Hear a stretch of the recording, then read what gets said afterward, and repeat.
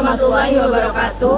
Kami dari kelompok 7, kelas Radiobiologi 2C akan mempresentasikan artikel kami yang berjudul Interaksi Radiasi Terjadi. Sebelumnya, perkenalkan kelompok saya. Perkenalkan, saya Azhara Nasya dengan NIM belakang 105. Saya Kirani Yanzada dengan NIM 107. Saya Siti Mutiara Rahmaniadi dengan NIM 108. Saya Salma Naila Elkema dengan NIM akhir 109. Saya Hadi Salsabila dengan NIM akhir 110. Radiasi pengion merupakan radiasi yang memproduksi ion dengan menumpuk materi seperti sel yang terdapat pada tubuh manusia dan akan menimbulkan partikel listrik.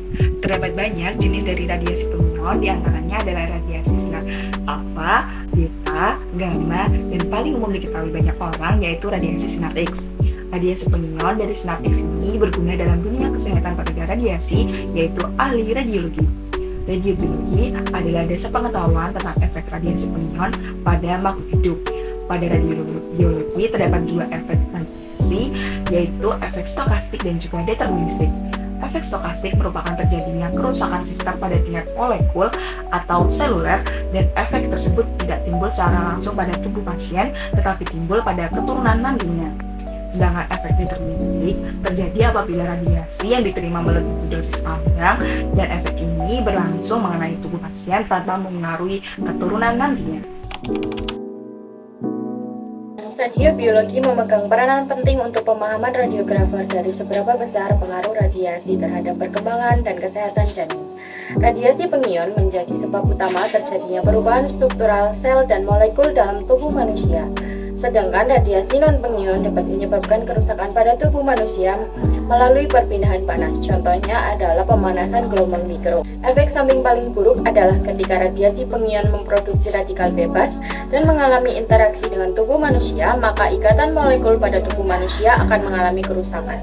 Hal tersebut umumnya akan menyebabkan terjadinya mutasi DNA, bahkan kematian pada sel. Tingginya sensitivitas jaringan embrionik yang ada pada janin, paparan dengan dosis rendah pun akan membunuh banyak sel embrionik tersebut.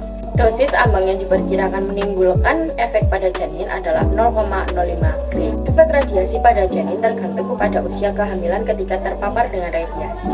Terbagi menjadi 3 tahap, yaitu yang pertama adalah reimplantasi dan implantasi. Pada tahap ini, usia kehamilan masih 2 minggu, di mana usia paling rentan, dan efek yang ditimbulkan adalah efek yang paling buruk, yaitu kematian pada janin.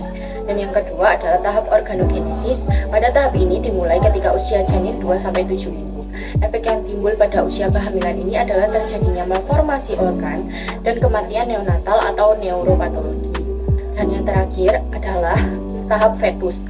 Tahap ini dimulai ketika usia kehamilan menginjak 8-40 minggu. Efek yang timbul pada tahap ini adalah retardasi pertumbuhan dan mental, juga adanya resiko efek stokastik.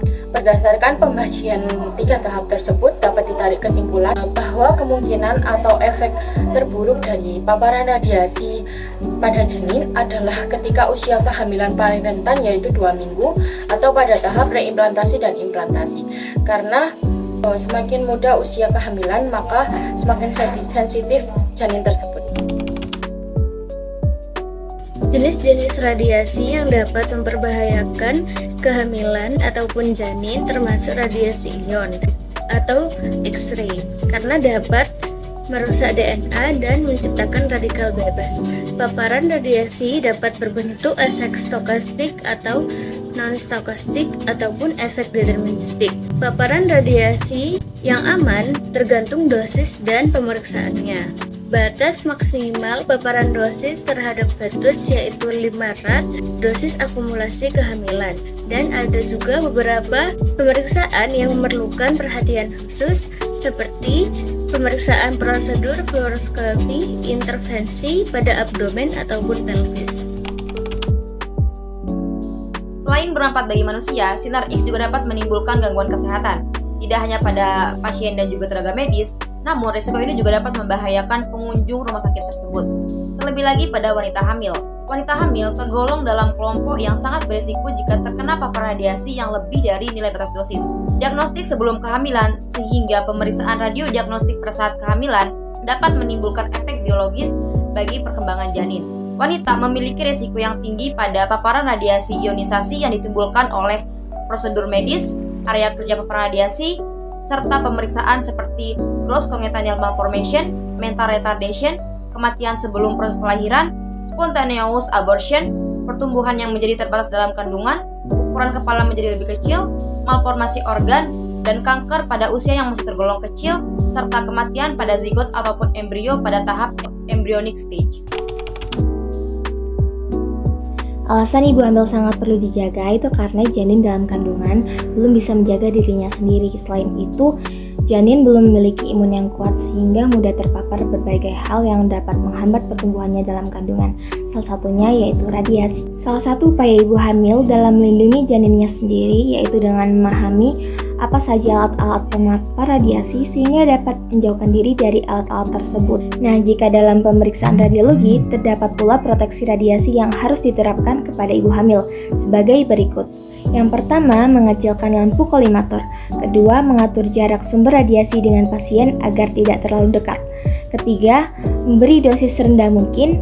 Keempat, melakukan pemeriksaan secepat mungkin tanpa adanya pengulangan. Dan yang terakhir, memastikan ibu hamil memakai apron untuk melindungi janin. Menurut Evalina pada tahun 2020, meskipun radiasi berbahaya bagi janin, tapi dengan mengatur paparan dan intensitas yang serendah mungkin, maka kesehatan ibu hamil dan perkembangan janinnya akan aman. Sekian konsultasi dari kelompok kami. Terima kasih. Wassalamualaikum warahmatullahi wabarakatuh.